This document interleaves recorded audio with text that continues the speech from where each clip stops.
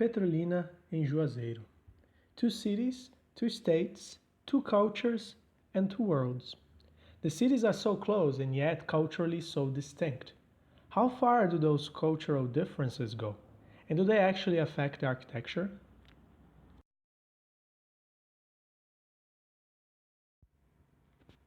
Here we are at the recording of an album, which was made as part of an ecological awareness campaign named Save the São Francisco. The São Francisco River is the one which divides the cities of Juazeiro and Petrolina. It holds immense importance to the region, and the campaign was aimed at making people aware of how ecologically endangered it is. One of the songs in the album is this one. It is about jealousy and it mentions the river, Petrolina, and Juazeiro. An interesting thing about the collaboration between Ivete Sangalo and Geraldo Azevedo is that she's from Juazeiro and he's from Petrolina. Dorme o sol, a flor do Chico, meio-dia. Tudo esbarra embriagado de seu lume. Dorme Ponto, Pernambuco, Rio, Bahia.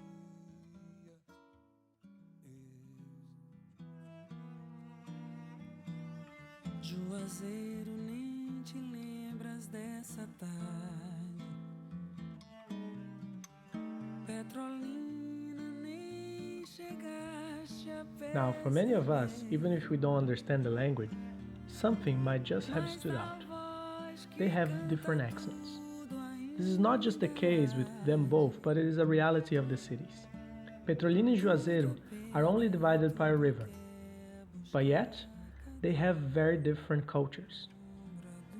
What kind of cultural backgrounds brings two places that are so close to have different accents? Eu sou só, eu só, eu só, eu.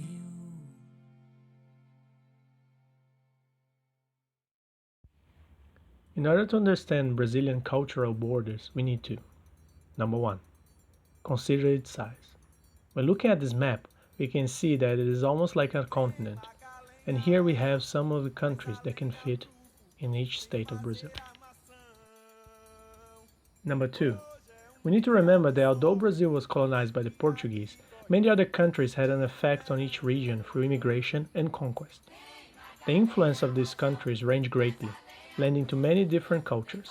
Sometimes there are differences even within a state. From the time when Brazil was discovered in the 1500s to 1763, Bahia served as the main administrative capital of the Portuguese colonization to the Americas.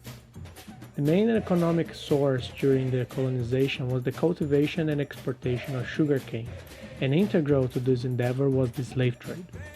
More than a third of all slaves taken from Africa were sent to Brazil, and most of them were processed in Bahia before being sent elsewhere. To this day, Bahia is considered to possess the greatest and most distinctive African heritage. One of the reasons this happened was because when the slaves arrived in Bahia, they were confronted by the Portuguese culture, and as a form of spite towards the enslavers, they would hold fast to their own culture. This meant developing and cultivating many cultural elements such as the religion of candomblé, the martial arts of capoeira, and African-derived music such as samba. Today's demographics also show how distinctly African the state really is. Pernambuco was inhabited by a large number of indigenous tribes, who were willing to die rather than to work as slaves. Since Portugal focused more in Bahia and the states south of there, the Dutch decided to turn their energies towards this area. In the 17th century, the Netherlands was experiencing a surge of freedom and progress. The region of Pernambuco under the Dutch prospered. In 1637, the Dutch Prince Johan Maurits, who also was the governor of Pernambuco by the time, decided to create a very different agreement from that of the Portuguese colonists, declaring freedom of trade and religion in Dutch territories. This led to a mass immigration of Europeans to the region, not only from Netherlands but also from Germany, France, Italy, Spain, and England.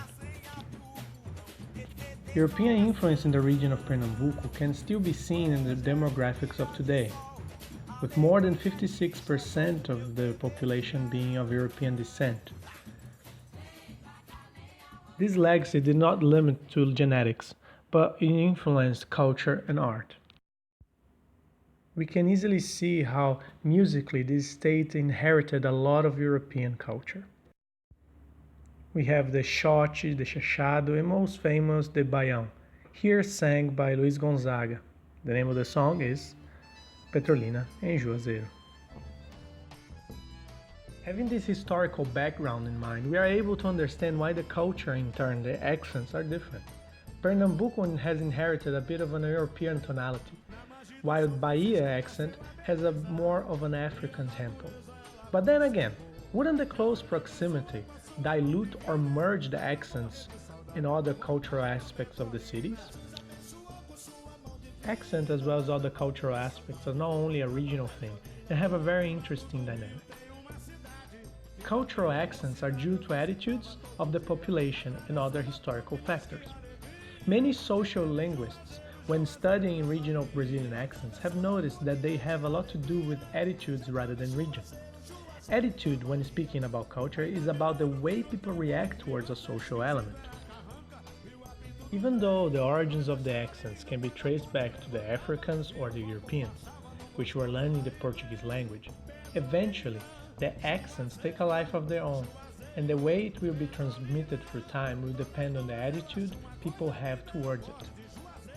For example, whenever someone is confronted by a person with a different accent, their own accent is bound to either become stronger or be diluted. This concept is not only seen in language but also in culture. Even though Petrolina and Juazeiro are so closely geographically linked, their historical and social background has made for two very distinct and strong accents and cultures. The same thing was shown in the slaves of Bahia in regards to their relationship with the Portuguese.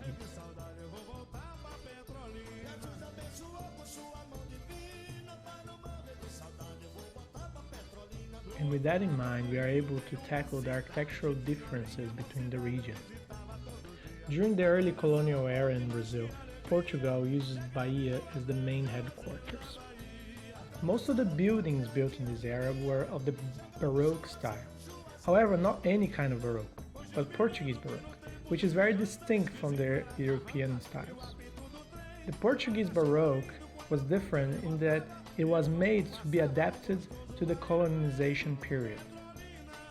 The style was more of a template rather than a style in itself.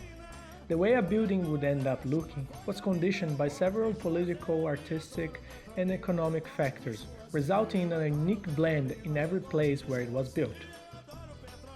The reason why this happened was because of the complicated situation between Portugal and Brazil.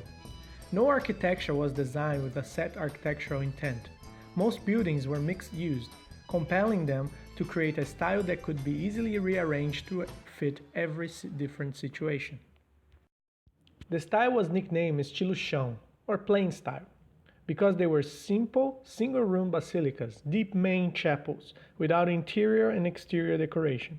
Incredibly practical buildings, which could be easily built throughout the empire with minor adjustments, and prepared to be decorated later on when economic resources were available.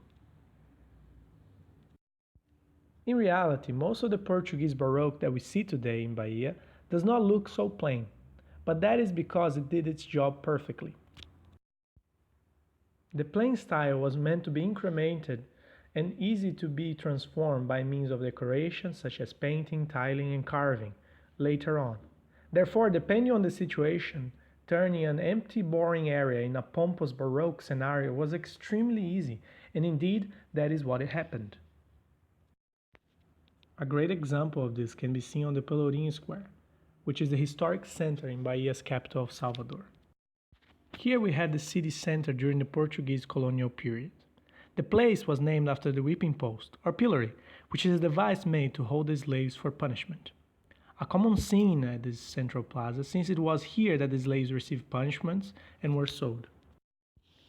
At that time, Pelourinho was not a very glamorous place, But due to the versatility of the style, the buildings which were simply used as stores back then were elegantly decorated in time and now form one of the landmarks of Brazilian tourism.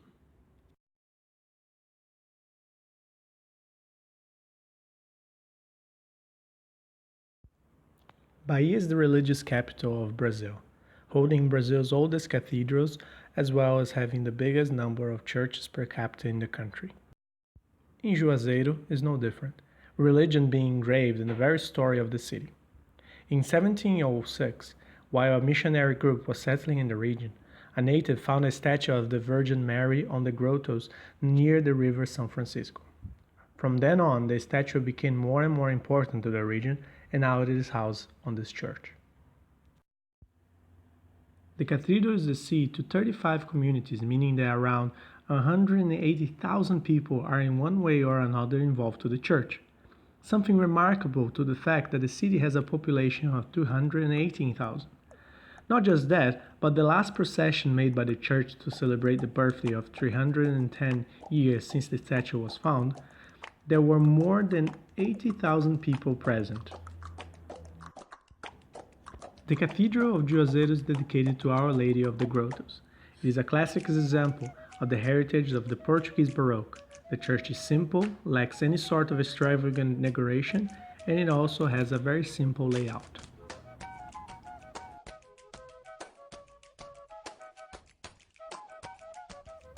Since Pernambuco had a greater influence from the other European countries, the Baroque of this region was more traditional and different to the simplicity of the Portuguese Baroque seen in Bahia. We can see the Baroque in all its exuberance in the Golden Chapel, which is considered the greatest example of Baroque art and architecture in Brazil. In 1630, when the Dutch Prince Maurice was the governor of Pernambuco, and many other Europeans were settling in the region, more than 300 buildings were erected. The styles used for those buildings were not only limited to Baroque, but ranged all the way from Gothic to Renaissance. Nowhere else does this become more evident than at the main square in the capital of Pernambuco, Recife. The square serves as a small example of the deep European influences in the entire state of Pernambuco. Petrolina was founded in 1870. Until then, the city was only known as the Path to Juazeiro. In 1926, Antonio Maria Malan, another Italian bishop, had a dream to build a large opulent cathedral in Petrolina. Something quite remarkable for a city that had at the time around 3,000 people. According to eyewitnesses, his speech trying to get the people of the city excited about the project was, "Let us build a house for God and everything around will grow."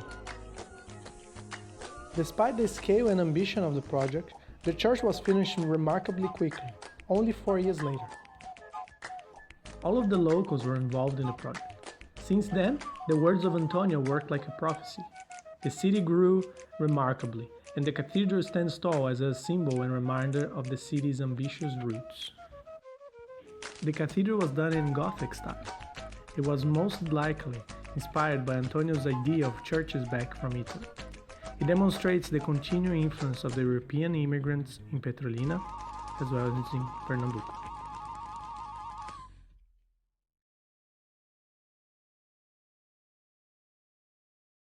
In conclusion, we learn never to underestimate the power of cultural borders, especially in a country like Brazil, and also that these cultures can deeply affect architecture.